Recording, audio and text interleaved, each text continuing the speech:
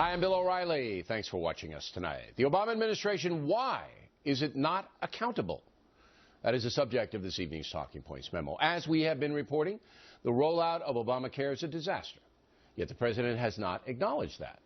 The woman Mr. Obama put in charge, HHS Secretary Kathleen Sebelius, obviously in way over her head, yet she has not been replaced, even as the situation deteriorates.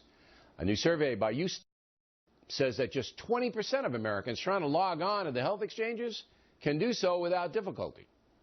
A number of health insurance companies say their profits will decline as the confusion grows.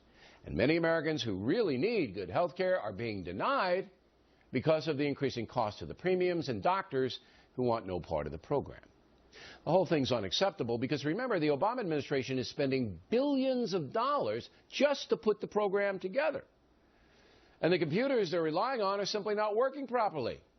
The administration has had more than 3 years to get up and running. Yet today we have chaos. And again, no accountability. Even ardent supporters of Obamacare see what's happening. This really is a disastrous launch for a program that I've supported. I think it's a huge advance in healthcare. But come on, it's a website, and I can't imagine that. Okay, it's broken. It doesn't work right. Why is it taking so long to fix? Yeah, why? Again, this is not an ideological play on the part of Talking Points. From the jump, I was willing to give Obamacare a chance, even though I believe a fair health care system could have been accomplished by reforming the private sector. But now it's apparent that not only is the software not working, but the promises about the cost and accessibility of Obamacare are not coming true. Here's the big picture. When we elect a president, we expect efficiency. We also expect clarity. Something goes wrong, tell us. Everybody makes mistakes, but when there's no accountability and no explanation, that's scandalous. Another example. As you may know, the Obama administration has never explained why security was so poor in Libya and why the American ambassador there and 3 others were murdered by terrorists despite warnings. Now we learn that there was a White House the day before the murders on September 10th, 2012. The meeting was about protecting Americans, but we don't know much about it.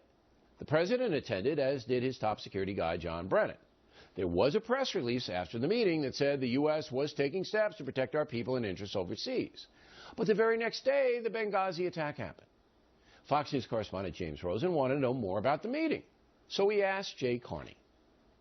I wonder if you could tell us more about what those meetings entailed, who the participants were, how closely vetted that or thoroughly vetted that press release was, and whether the White House might be willing to make available either to congressional investigators and or to the public the emails, the memos, and other sort of paperwork that was associated with the development of that press release. It is clear, because 4 Americans died on that day, that there was not adequate security, and that was revealed in the Accountability Review Board. And I would simply say, when it comes to, and I know that we're creating an exchange here for Fox, and I'm mindful of that. What we're engaged in here is not for Fox, it's for the record. Would you be willing to make any of those documents associated with that press release available, as you did with the Susan Rice Talking Points?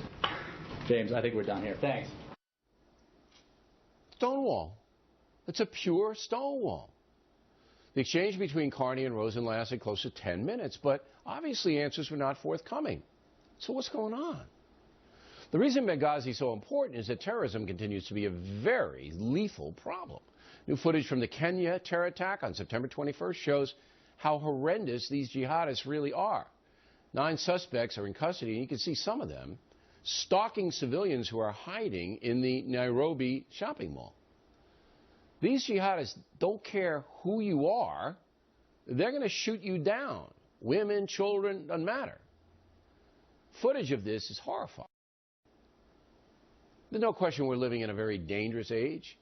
But the threat is not just from killers abroad, it's also from our own government, which is becoming increasingly distant from the folks. Obamacare is a radical change in the country. Some Americans will benefit from it, but others will be hurt. In a situation like that, we, the people, deserve to know everything that's going on. If the government's going to hurt you, you need to know about it. But we don't know everything that's going on. We know very little because accountability is in short supply. Now, you remember the president said health care costs for most Americans would drop. That does not seem to be the case. How come? The administration had 3 years to roll this out. Why the screw up? In a responsible country, the leadership would say, yeah, we made mistakes, so we'll delay the mandatory portions of Obamacare until we smooth things out. That would be fair. I think everybody would accept that. Yet once again, the Obama administration will not even acknowledge there's a problem or hold anyone responsible, much less try to mitigate the damage. Add to that the fog around Benghazi and a number of other unexplained foul-ups like Fast and Furious, and a vivid picture begins to emerge. The powers that be simply will not explain themselves. And that's a memo.